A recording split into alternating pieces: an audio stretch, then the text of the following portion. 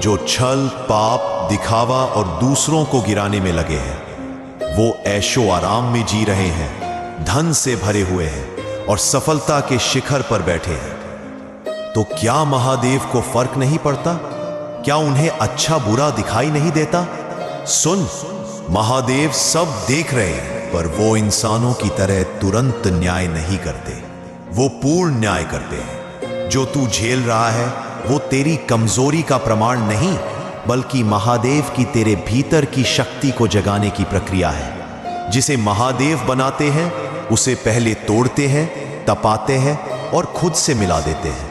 और जो लोग आज पाप करके सुख पा रहे हैं, समझ ले, वो सुख नहीं, वो सिर्फ एक आखिरी मोह की डोर है, जिसके बाद पतन निश्चित है। धन मिल जाना तरक्की नहीं, धन में संयम रखना असली तपस्या है। महादेव अपने भक्त